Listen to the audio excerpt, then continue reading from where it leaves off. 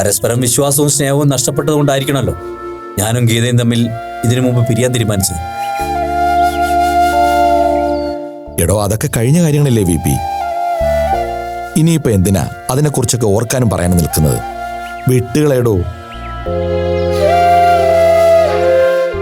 ഞാൻ ഇറങ്ങട്ടെ.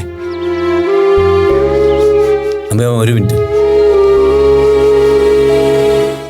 തിരിച്ചറിവായ പ്രായം മുതൽ എൻ്റെ ഒപ്പമുണ്ടായിരുന്ന ആളാ അംബിവാമൻ.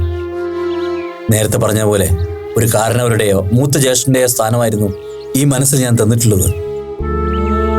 ആ ഒരു അടുപ്പവും സ്വാതന്ത്ര്യമൊക്കെ വെച്ച് ഒരേ ഒരു കാര്യം ഞാൻ ചോദിക്കുന്നുള്ളൂ. അതിന് സത്യസന്ധമായ ഒരു മറുപടി തരാൻ പറ്റുമോ? ഒരു വിവാഹമോചനത്തിലേക്ക് എത്താൻ മാത്രം ഞാനും ഗീതയും തമ്മിൽ എന്തായിരുന്നു പ്രശ്നം? എടോ, ആ തീരുമാനം തൻ്റേത് മാത്രമായിരുന്നു. സാങ്കേതികമായി പറഞ്ഞ അപ്പു അതിനൊരു കാരണക്കാരിയായിരുന്നിരിക്കാം. പക്ഷേ അങ്ങനൊരു തീരുമാനം തനിച്ചെടുക്കാൻ വി പിയെ പ്രേരിപ്പിച്ചത് തൻ്റെ മിഥ്യാഭിമാനബോധമായിരുന്നു. എനിക്കറിയാവുന്ന വി പി ആത്മവിശ്വാസത്തിൻ്റെയും മാനുഷിക മൂല്യങ്ങളുടെയും തികഞ്ഞ ആൾരൂപമായിരുന്നു. നൂറുകണക്കിന് കുട്ടികളെ ആത്മാഭിമാന ബോധത്തോടെ ജീവിതത്തിന്റെ നേർവെളിച്ചത്തിലേക്ക് നയിക്കാൻ പ്രാപ്തനായ ഒരു അധ്യാപകനായിരുന്നു. സമൂഹത്തോട് കമ്മിറ്റ്മെന്റുള്ള ഒരു പൗരനായിരുന്നു. ഉത്തരവാദിത്വ ബോധമുള്ള ഒരു കുടുംബനാഥനായിരുന്നു. ഭാര്യയെയും മകളെയും ജീവനേക്കാൾ സ്നേഹിച്ച ഉത്തമനായ ഒരു ഭർത്താവും സ്നേഹനിധിയായ അച്ഛനുമായിരുന്നു. എന്നിട്ടും ഞാൻ എങ്ങനെ പിന്നെ? അതിന് ഒരു ഉത്തരമേ ഉള്ളൂ വി പി. ഇടയ്ക്കെപ്പോഴോ താൻ തന്റെ ദുരഭിമാനത്തിന്റെ കണ്ണാടിയിൽ ഒന്ന് നോക്കിപ്പോയി. അവിടെ കണ്ട പ്രതിബിംബത്തിൽ സ്വയം നോക്കി രസിച്ചപ്പോ തനിക്ക് തന്റെ ഭാര്യയുടെയും കുഞ്ഞിന്റെയും മനസ്സ് കാണാൻ കഴിയാതെ പോയി. താൻ തന്റെ മാത്രം പരിവേഷത്തിൽ ഭ്രമിച്ചുപോയി. അത് സംരക്ഷിക്കാൻ വേണ്ടി വി പി തന്റെ ഭാര്യയെയും മകളെയും കണ്ടില്ലെന്ന് വെച്ചു. അല്ലെങ്കിൽ ഉപേക്ഷിക്കാൻ തയ്യാറായി. അംബിവാമൻ എന്തൊക്കെയായി പറയുന്നത്? എനിക്കൊന്നും മനസ്സിലാവുന്നില്ല. അതൊക്കെ പോട്ടെ. ഇനി അതൊന്നും മനസ്സിലാക്കിയിട്ട് കാര്യമില്ലല്ലോ. അതുകൊണ്ട് തന്നെയാ എല്ലാവരും തന്നിൽ നിന്ന് അതൊക്കെ മറയ്ക്കുന്നത്. പിന്നെ നേരത്തെ താൻ പറഞ്ഞില്ലേ, ഒരു കാരണവരുടെയോ ഏട്ടന്റെയോ സ്ഥാനമാണ് താൻ എനിക്ക് തന്നതെന്ന്. അത് ആത്മാർത്ഥമായിട്ടാണെങ്കിൽ ഒന്ന് ഞാൻ പറയാം. ഇപ്പോ ഗീത തന്റെ ഭാര്യ മാത്രമല്ല, തന്റെ ജീവനും ജീവിതവും രക്ഷിച്ച, ഇപ്പോഴും രക്ഷിക്കാൻ ശ്രമിച്ചുകൊണ്ടിരിക്കുന്ന ഈശ്വരതുല്യായ സ്ത്രീയാണ്. അനാവശ്യമായ വാശിയും ദേഷ്യവും കാണിച്ച് താൻ തന്റെ സൗഭാഗ്യം ഇല്ലാതാക്കരുത്. അത്രേ എനിക്ക് പറയാനുള്ളൂ. പോട്ടെടോ.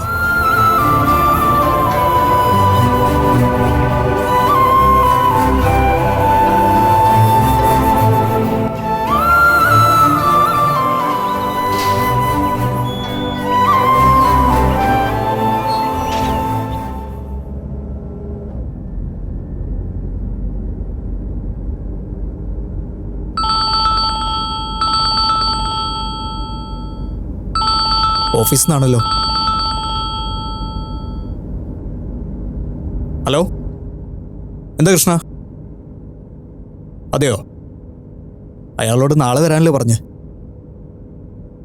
അത് ശരി, എന്നാ മടക്കി അയക്കണ്ട. ഒരു കാര്യം ചെയ്യ്, ഞാനിപ്പോൾ അങ്ങോട്ട് വരാം. അയാളെ കേസ് പഠിപ്പിക്കേണ്ട പോയിന്റ്സ് ഞാൻ കൃഷ്ണന് പറഞ്ഞുതരാം. അത് അയാളെ നന്നായിട്ടൊന്ന് പഠിപ്പിക്കണം. ശരി, ഞാനിപ്പോൾ വരാം.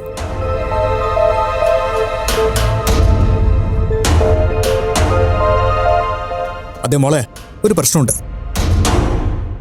ഓഫീസിലൊരു ക്ലയൻറ്റ് എന്നെ കാണാൻ വെയിറ്റ് ചെയ്യുക. കുറച്ച് ദൂരെ നിന്ന് വരുന്ന ആളാ. ഇവിടെ വരെ വന്നിട്ട് വെറുതെ പറഞ്ഞു വിടുന്ന മോശമല്ലേ?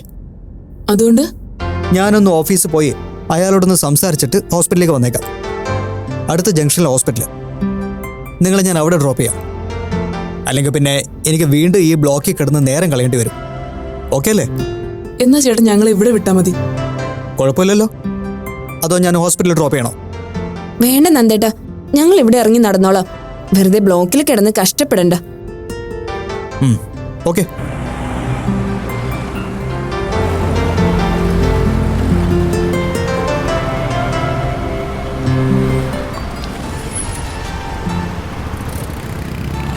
ഏരിയയിൽ 1 മണിക്കൂർ, അതിനുള്ളിൽ ഞാൻ ഹോസ്പിറ്റലിൽ എത്തിക്കോളാം കേട്ടോ.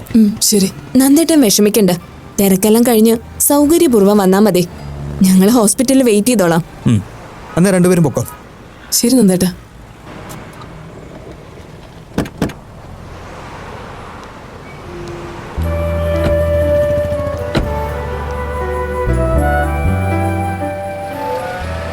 വാ, നമുക്ക് നടക്കാം. ചേച്ചി, നമുക്ക് അപ്പുവിന് ഫ്രൂട്ട്സ് എന്തെങ്കിലും വാങ്ങണ്ടേ? വാങ്ങാലോ. ആ, ദേ അവിടെയുണ്ട്. വാ.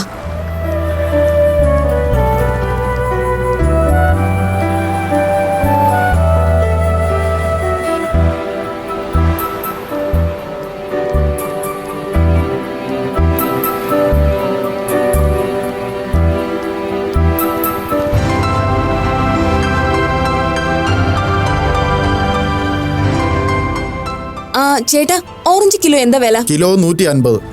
1 കിലോ എടുത്തോ. പിന്നെ 1 കിലോ ആപ്പിളും കൂടെ എടുക്കണേ. മതിയോ?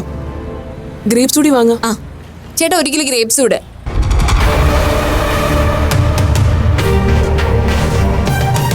നോക്കടാ, നല്ല 2 കിളികൾ പഴം വാങ്ങാൻ നിൽക്കുന്ന കൊള്ളാലോ. ചേട്ടാ, ഗ്രേപ്സ് കൂടെ എടുത്തേ.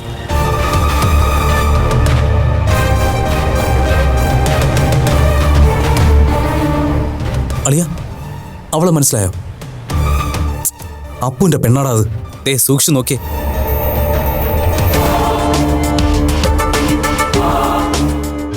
ശരിയാണല്ലോ. ഏതാ അവളുടെ കൂടെ ഒരു പുതിയ കുറ്റി? ഇവളെ കാണുമ്പോഴൊക്കെ ഇവളോടുള്ള ഒരു ക്രേസ് ഇങ്ങനെ മനസ്സിൽ കിടക്കുവാണല്ലോ. ഇവളെ ഞാനും ഒന്ന് തെരഞ്ഞു നടക്കായിരുന്നു. ഇത്ര പെട്ടെന്ന് സൗകര്യത്തിന് ഒത്തിട്ടൊന്നും കരുതിയില്ല. എടാ അളിയ, നമ്മളെ പരസ്യമായി നിർത്തി അപമാനിച്ചതല്ലേ ഇവള്. ഇവക്കിട്ടൊരു സ്വയംഭം പണി കൊടുത്താലോ? എങ്ങനെ? നമ്മൾ ഇവളെ ഇപ്പം പൊക്കുന്നു. കുഴപ്പമാവോ? എന്തു കുഴപ്പം? ഇന്ന് നമ്മുടെ കയ്യിൽ നിന്ന് ഇവളെ രക്ഷിക്കാൻ ആരാ വരുന്നെന്ന് കാണാലോ. ഓരെങ്കിലും അപ്പവും കൂടെ ഇല്ലല്ലോ. എന്നൊരു കൈ നോക്കാല്ലേ? നോക്കട്ടെ ഈ കുറ്റികൾ എങ്ങോട്ടാ പോകുന്നതെന്ന്. എത്രയേട്ടാ? 400.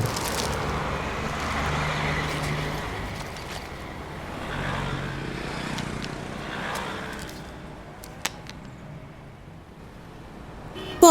ആ,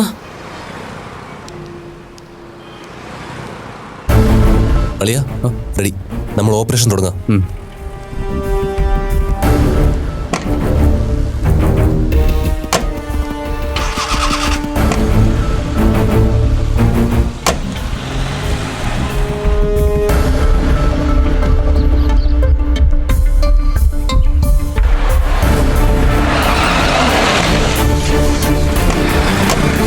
ഹലോ, എന്നെ ഓർമ്മയുണ്ടോ കുട്ടിയെ?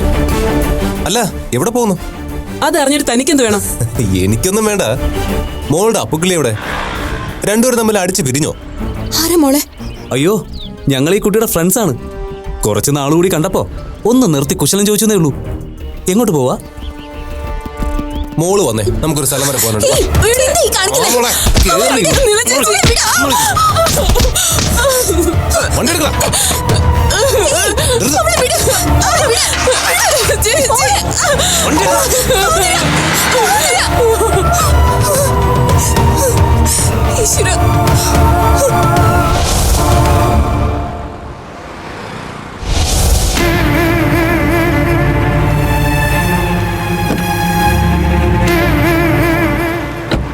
എന്താ സംഭവിച്ചത്? ആതിരെ ആരോ ഉപദ്രവിച്ചത്? എനിക്കറിയില്ല നന്ദേട്ട. അവര് 2 പേരുണ്ടായിരുന്നു. കാറിലാ വന്നത്.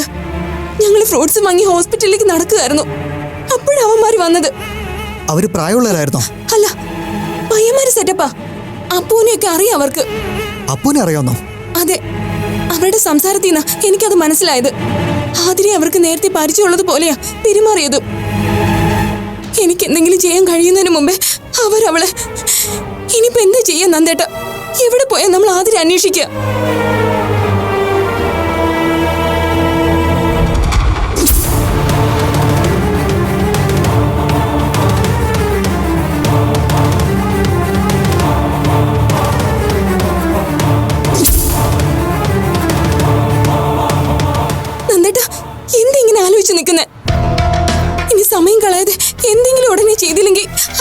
കാര്യം കുഴപ്പത്തിലാവും. നമുക്ക് പോലീസിൽ കംപ്ലൈന്റ് ചെയ്താലോ നന്ദേട്ട? ചെയ്യാം. അവളെ ഉപദ്രവിച്ചവരെ കുറിച്ച് എനിക്ക് ഏകദേശ രൂപം കിട്ടിയിട്ടുണ്ടെന്നല്ല. എൻ്റെ ഊഹം കറക്റ്റാണെങ്കിൽ അവർ ഇതിനു മുമ്പും അപ്പൂനെയും ആദരയും ഉപദ്രവിക്കാൻ ശ്രമിച്ചിട്ടുണ്ട്. അതെയോ? ആരാ അവര്? അപ്പൂൻ്റെ കോളേജിലുള്ളവരാ. അതിലൊരുത്തൻ്റെ പേര് അരവിന്ദ്, അല്ല അരുൺ ഭാസ്കർ. അതെ, അത് അവർ തന്നെയായിരിക്കും. എങ്കിൽ ഇനി ഒട്ടും വൈകണ്ട, നമുക്ക് എത്രയും പെട്ടെന്ന് സ്റ്റേഷനിലേക്ക് പോവാം, കഴിയുന്നതിലും വേഗം. ആതിരി അവരെ എങ്ങോട്ടാ കൊണ്ടുപോയെന്ന് അറിഞ്ഞില്ലെങ്കിൽ പാവ അവളുടെ കാര്യം. നന്ദേട്ട, എനിക്ക് ആകെ പേടിയാവുക. നീ പേടിക്കാതെന്നളാ, അവൾക്കൊന്നും സംഭവിക്കില്ല. ഞാൻ സിഇഒ ഒന്ന് വിളിക്കട്ടെ, എൻ്റെ ഫ്രണ്ടാ.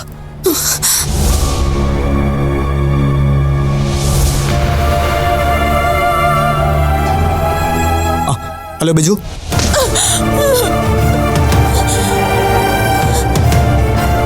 അപ്പൂട്ടന്റെ ചെല്ലക്കിളിയാകെ പേടിച്ച് വറച്ചിരിക്കാണ് കേട്ടോ. നീ ഈ പാവത്തിന് കൂടുതൽ പേടിപ്പിക്കലിയാ. എല്ലാവരും മയത്തിനൊക്കെ മതിയെന്നേ. അത് പിന്നെ എന്നോട് പ്രത്യേകിച്ച് പറയണോ? നമ്മൾ ഈ സുന്ദരിക്കുട്ടിയെ കെണിവെച്ച് പിടിച്ചത് കൊല്ലാനും തിന്നാനൊന്നും അല്ലല്ലോ, വളർത്താനല്ലേ. നല്ലോണം ഓമനിച്ച് താലോലിച്ച് വളർത്താൻ. നീ പേടിക്കണ്ട മുത്തേ. ഈ ചേട്ടന്മാരെ നിന്റെ അപ്പൂട്ടനെ കാണും പോലെ കണ്ടാ മതി. എന്നുവച്ചാ എല്ലാ അർത്ഥത്തിലും അപ്പൂട്ടനെ കാണുന്നത് പോലെ കാണണം കേട്ടോ. ഇല്ലെങ്കിൽ ഞങ്ങൾ വിടക്കാവും, പറഞ്ഞേക്കാം. നിങ്ങൾക്ക് എന്താ വേണ്ടത്? മര്യാദയ്ക്ക് എന്നെ ഇവിടുന്ന് വിടുന്നതാ നിങ്ങൾക്ക് നല്ലത്. ആള് വിചാരിച്ച പോലെ തീരെ നാണം കുണിക്കൊന്നുമല്ല കേട്ടോ. അല്പം തീപ്പൊരി ബ്രാൻഡാ. കിടക്കട്ടളിയ. ഇമ്മിണി തീയും പുകയൊക്കെയുള്ളത് ഒരു രസമല്ലേ. ലേശം ചവിട്ടും തൊഴിയൊക്കെ ഉള്ള കന്നിനെ മെരുക്കിയെടുക്കുന്നതിന്റെ ത്രില്ലൊന്ന് വേറെ തന്നെയാ. അല്ല മോളെ, കൂട്ടത്തിലൊരു മുതലിനെ വേറെ കണ്ടല്ലോ. ആരാ കക്ഷി? നിന്റെ കൂട്ടുകാരിയാണോ അതോ അപ്പൂന്റെ ഗേൾഫ്രണ്ടോ? ഏയ്, ഗേൾഫ്രണ്ട് ആവാൻ വഴിയില്ല. നിന്നെപ്പോലെ ഒരേ ജൻസിലൊരു സുന്ദരി ഉള്ളപ്പോ അപ്പൊ ഇനിയൊരു മണ്ടത്തരം കാണിക്കാൻ മെനക്കെടില്ല. അത് നേരാ. മാളവികയുടെ കാര്യത്തിൽ ഒരു അബദ്ധം പറ്റിയതുകൊണ്ട് ഇനി അതുപോലൊരു അബദ്ധത്തിന് അപ്പു നിന്നു കൊടുക്കില്ല. മാത്രമല്ല, ഇവര് തമ്മിൽ സെറ്റാവുകയും ചെയ്തില്ലേ. ആ സ്ഥിതിക്ക് അവളിനി അല്ല അവനിനി ഒറിജിനൽ വേർഷൻ അടുപ്പിക്കില്ല. ദോഷം പറയരുതല്ലോ. അപ്പുക്കിളിയുടെ സെലക്ഷൻ തീരെ മോശമല്ല അല്ലേ അളിയ? അതിപ്പോ ഈ ഒറിജിനലിനേക്കാൾ എത്രയോ നല്ല കവർ സോങ്സ് ഇറങ്ങുന്നില്ല അളിയ. അതുപോലെയായി സുന്ദരി കുട്ടിയുടെ കാര്യം. അത് നേരാ. എനിക്കും ഈ കവർ സോങ് വേർഷനാണ് ഇഷ്ടമായത്. ഈ ചേഞ്ച് ആരാണ് മോഹിക്കാത്തത്? നീ എന്ത് ചോടി ചക്കര? അന്നത്തെ കൂട്ട് നിന്റെ കൂട്ടത്തിലുള്ള ചേച്ചിമാരെ വിളിച്ച് നീ ഞങ്ങളെ ഉയരോടങ്ങ് പുഴുകി തിന്നോ? അതോ അന്നത്തെ കൂട്ട് ഞങ്ങളെ രണ്ടുപേരെയും നാടോടി നിർത്തി ഏത്തും പിടിക്കോ? പറയടി.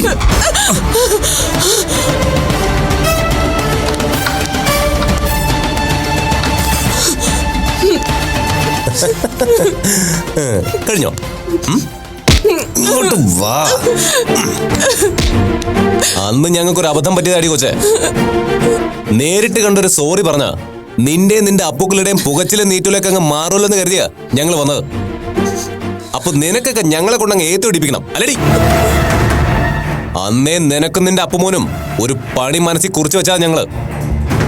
ആദ്യം അപ്പുകൂട്ടനായിരുന്നു ഞങ്ങൾക്ക് വേണ്ടത്. പക്ഷെ എന്ത് ചെയ്യാം, ഒത്തു കിട്ടിയത് നിന്നെയാ. അതെന്തായാലും നന്നായി. നിനക്ക് നൊന്നാലേ അപ്പുക്കിളിക്ക് ഇരട്ടി വേദനിക്കും. അതാ ഞങ്ങൾക്ക് വേണ്ടത്. നീ പേടിക്കണ്ട. ഞാനിങ്ങനെയൊക്കെ പറഞ്ഞെന്ന് വെച്ച് ഇവ അങ്ങനെ നിന്നെ നോവിക്കൊന്നുമില്ല. സാം കുട്ടിക്ക് നിന്നെ കണ്ടപ്പോ മുതല് നിന്നോട് പെരുത്തിഷ്ടം. ചങ്ക് ബ്രോയല്ലേ. അപ്പൊ അവന്റെ ഇഷ്ടം നമ്മൾ സാധിച്ചു കൊടുക്കണ്ടേ മോളെ? അതുകൊണ്ട് ചുമ്മാ ഇടഞ്ഞും പിണങ്ങി നിൽക്കാതെ മോള് നമ്മുടെ കൂട്ടത്തിലങ്ങ് കുടിക്കും. എല്ലാവർക്കും അങ്ങ് സഹകരിച്ച് പൊളിക്കാന്നേ. അല്ലാതെ ചുമ്മാ ഉടക്കി നിൽക്കാനാ മോളുടെ പരിപാടിയെങ്കിൽ ചേട്ടന്മാരുടെ ടോണങ്ങ് മാറും. വെറുതെ എന്തിനാ? നീ പേടിക്കണ്ട ചായ. ഇവള് മിടിക്കുക, ബുദ്ധിയുള്ള കൂട്ടത്തിലാ. നീയൊന്ന് സഹകരിച്ചെന്ന് വെച്ച് അപ്പുകൂട്ടം നിന്നെ അങ്ങനെ ഒഴിവാക്കിയൊന്നുമില്ലെന്നേ. എന്ന് തുടർന്നല്ലേ പറഞ്ഞത്? അളിയാ, നീ ഇങ്ങനെ ധൃതി കൂട്ടാതെ. എന്തായാലും ഇവള് നിനക്ക് ഒഴിഞ്ഞു വെച്ചതാ. ഇവളൊന്ന് റിലാക്സ് ചെയ്യട്ടെ. ആ സമയത്തിന് നമുക്ക് ഒന്നുകൂടെ ഉഷാറാവാനുണ്ട്. അതിന് ബിയർ പോരാ, മറ്റവൻ തന്നെ വേണം. വാ.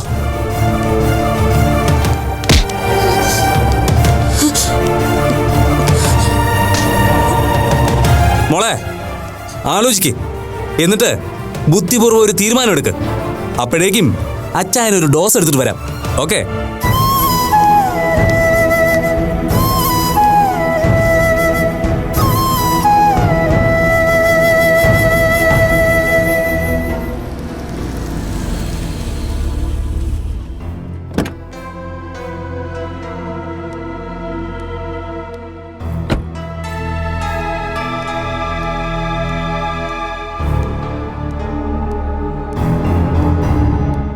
Good morning sir.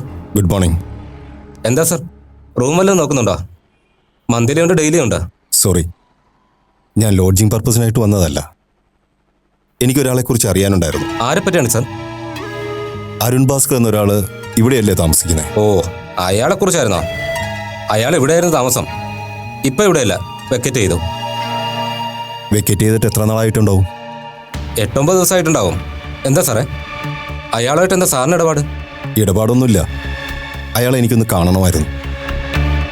ഇപ്പം അയാൾ എവിടെയാ താമസിക്കുന്നതെന്ന് വല്ലതും നിങ്ങൾക്കറിയാൻ പറ്റുമോ?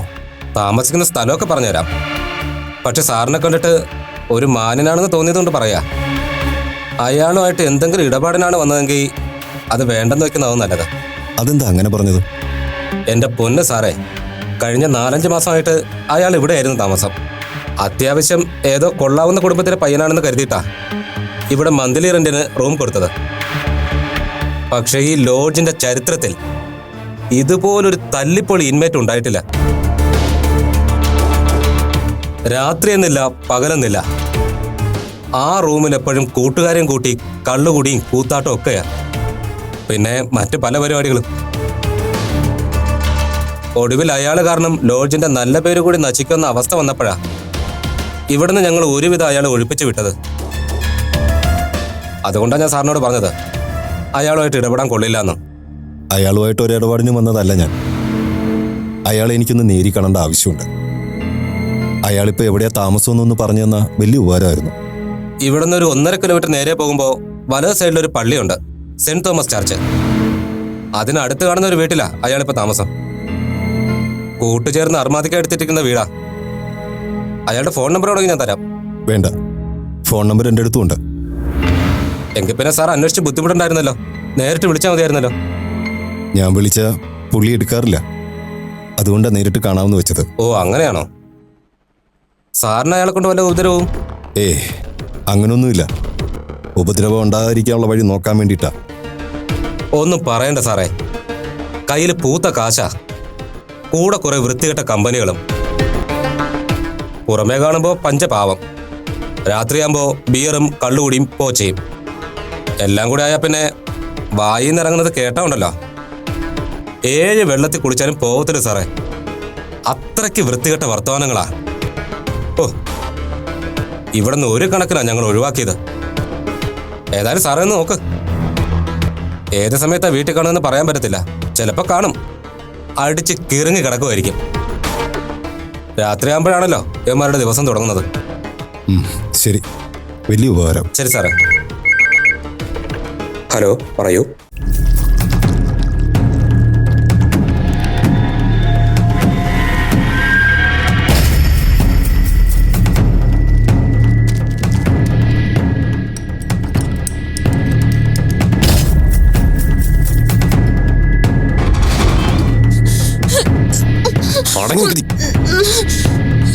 അപ്പൊ മോളെ ആതിരക്കുട്ടി, ഒറ്റ വലിക്കങ്ങ് കാച്ചിക്കോ.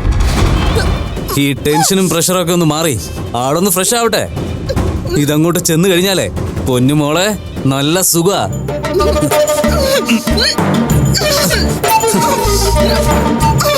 നോക്കളിയാ, കൂട്ടിനകത്താക്കിയെങ്കിലും നല്ല പുലിക്കുട്ടിയെ പോലെയല്ലേ ഇവള്. സാധാരണ പെൺകൊച്ചുങ്ങളാണെങ്കിലേ ഈ സമയത്ത് മാൻപേടെ പോലെ കരഞ്ഞും നിലവിളിച്ചും കണ്ണീരൊലിപ്പിച്ചും കണ്ട ഈ വക ചീറ്റക്കവും ചുരമാന്തക്കവുമാണ് എന്നെ ഈ വർഗത്തോട് തന്നെ അടുപ്പിക്കുന്നത്. ഒന്ന് മോനെ, നീ ചാടിക്കൊരു ആവശ്യമൊന്നും കാണിച്ചോളല്ലേ, പിന്നെ ഇവക്ക് മുന്നിൽ നമ്മൾ ഏത്തോടേണ്ടി വരും. ഇവൾക്ക് മുന്നിൽ ഏത്തിടണമെങ്കിലേ അതൊരു സുഖമല്ലേ. അന്ന് നമ്മളെ കൊണ്ട് 101 പ്രാവശ്യം ഇടിച്ച ഏത്തം ഇന്ന് ഞാൻ ഓരോ ആവർത്തിയും നല്ല ആസ്വദിച്ച് റിപ്പീറ്റ് ചെയ്യാൻ പോവാ. ഇവളുടെ മുന്നിൽ ഇങ്ങനെ കുണുങ്ങി കുണുങ്ങി ഏത്തിടുന്നത് ഒരു പൊടി സുഖമല്ല അളിയാ.